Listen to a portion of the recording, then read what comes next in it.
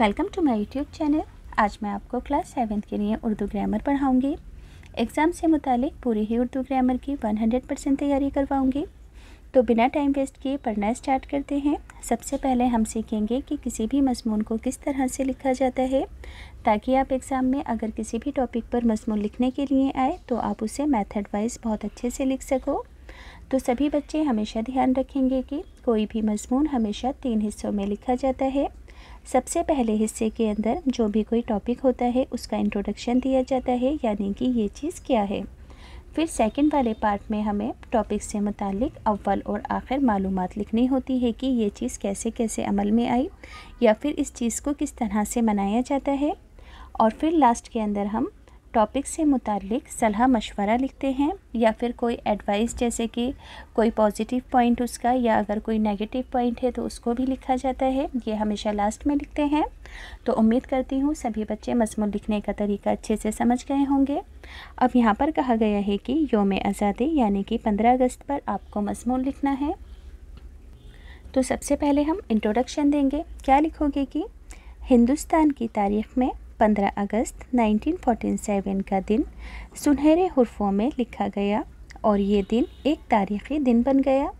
दर हकीकत इस दिन आखिरकार अपने मुल्क से हमने ग़ुलामी को ख़त्म कर दिया था और अपने मुल्क को अंग्रेज़ों की ग़ुलामी से आज़ाद कराया था। एक बार और पढ़ती हूँ, ध्यान से सुनेंगे कि हिंदुस्तान की तारीख़ में 15 अगस्त 1947 का दिन सुनहरे हुर्फ़ों में लिखा गया और ये दिन एक तारीख़ी दिन बन गया।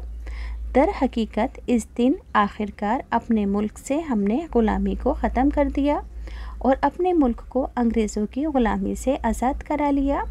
ये दिन हमें उन हिंदुस्तानियों की याद दिलाता है जिन्होंने अपने मुल्क की आज़ादी के लिए अपना सब कुछ कुर्बान कर दिया था। इनमें से कुछ ऐसे भी हैं जिन्होंने अपनी बहादुरी का सिक्का मुल्क के लिए शहीद होकर बिठाया, मसलन भगत सिंह, अशफाकुल्ला खां और राजगुरु वगैरह वगैरह के नाम सरे फहरिस्त हैं।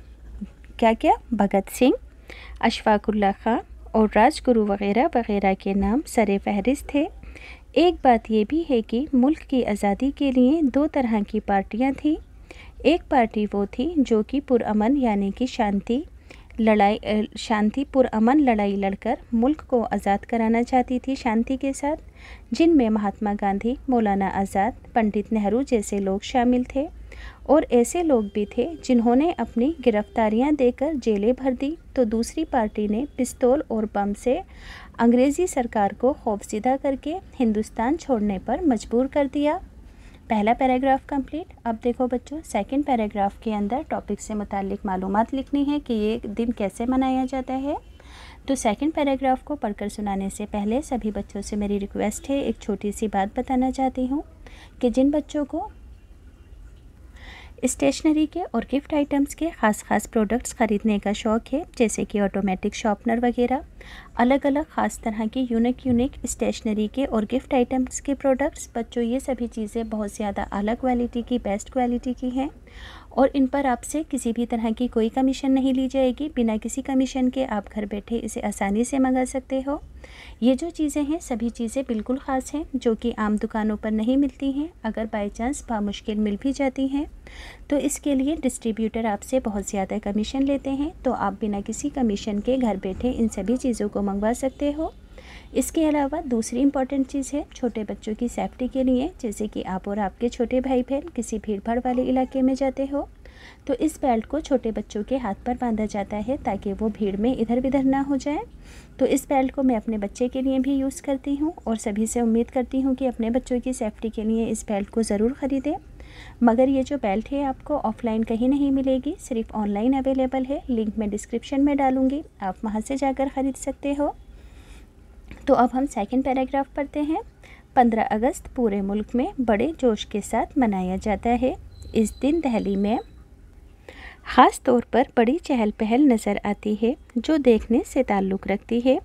ये चहल पहल इसलिए भी बड़ी अहमियत रखती है कि 15 अगस्त के दिन मुल्क के वज़ीर आज़म लाल किले पर झंडा लहराते हैं और एक मुख्तसर सी तकरीर करते हैं प्रधानमंत्री, जिसमें माजी के वाक़यात पर रोशनी डालते हैं और आने वाले दौर के नए मंसूबों को बयान करते हैं। अब बच्चों लास्ट पैराग्राफ है जिसमें सलाह मशवरा और एडवाइस वगैरह लिखी जाती है, पॉजिटिव पॉइंट्स वगैरह। तो लिखोगे 15 अगस्त को हर साल झंडा लहराने से पहले वज़ीर आज़म को 21 तोपों की सलामी दी जाती है। इस दिन लाल किले के सामने मैदान में बेशुमार लोग वज़ीर आज़म की तकरीर सुनने के लिए जमा होते हैं। इस दिन तमाम सरकारी इमारतों पर चिरागा यानी कि रोशनी की जाती है। मुल्क के सारे दफ्तर, स्कूल, कॉलेज, बाज़ारों की भी छुट्टी होती है। गर्ज़ ये है कि ये हमारी आज़ादी का दिन है, इस दिन हमने आज़ादी हासिल की थी।